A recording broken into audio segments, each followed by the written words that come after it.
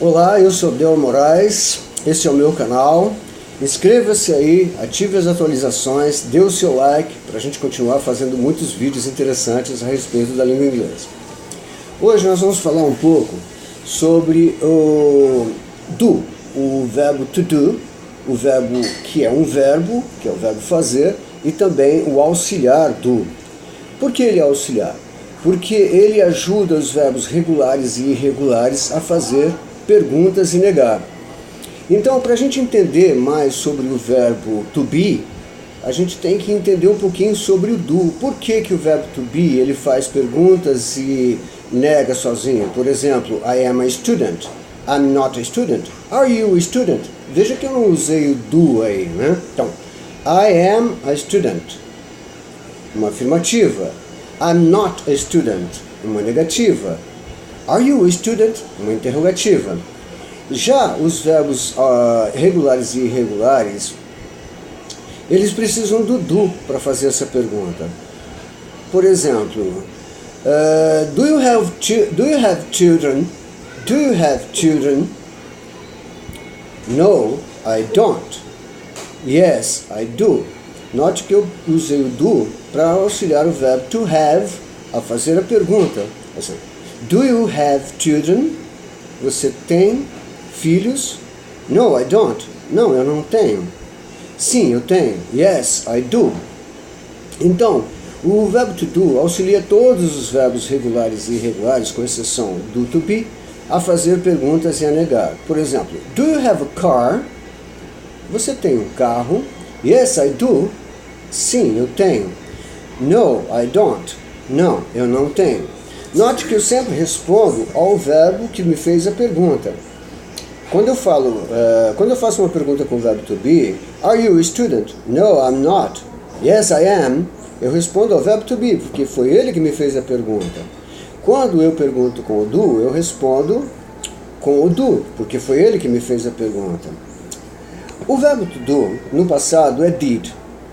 E a conjugação do verbo to do, no presente, é I do, you do, he does, she does, it does. We do, they do. No passado, I did, you did, he did, she did, it did. We did e they did. Desta forma, quando eu quero usar o verbo to do para fazer uma pergunta no passado, eu tenho que usar o did, não o do.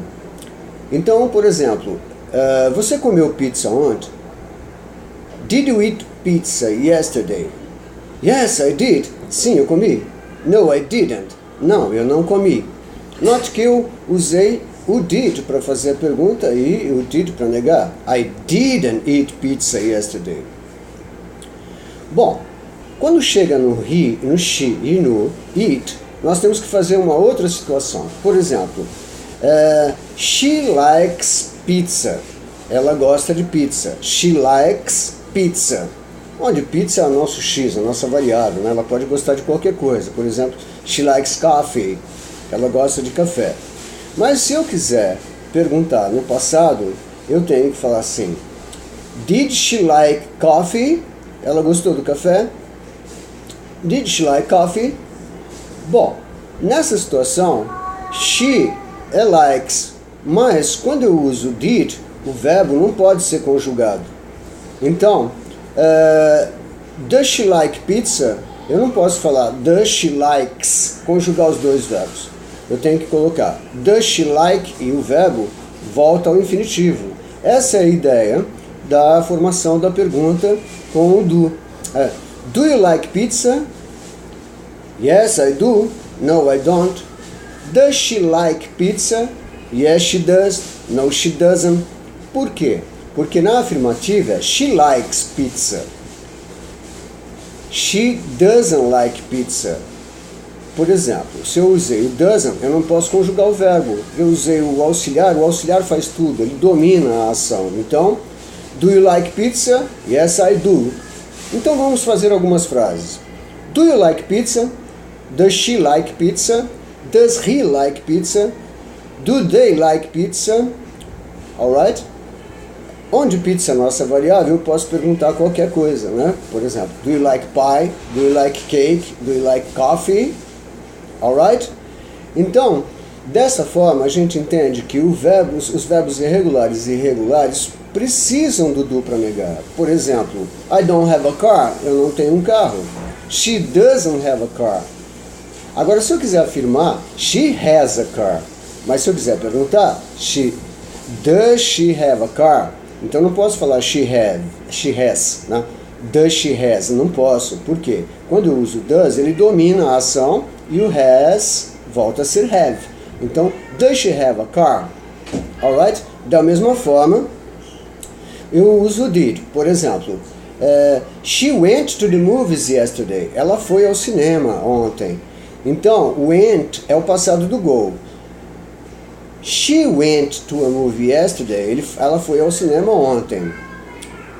Did she go to the movies yesterday? Ela foi ao cinema ontem. Então, she went to the movies yesterday. Did she go to the movies yesterday?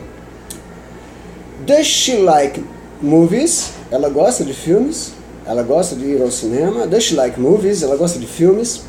Então, onde eu uso does, sempre o does vai predominar sobre o verbo e o verbo vai voltar ao infinitivo. Essa é a ideia.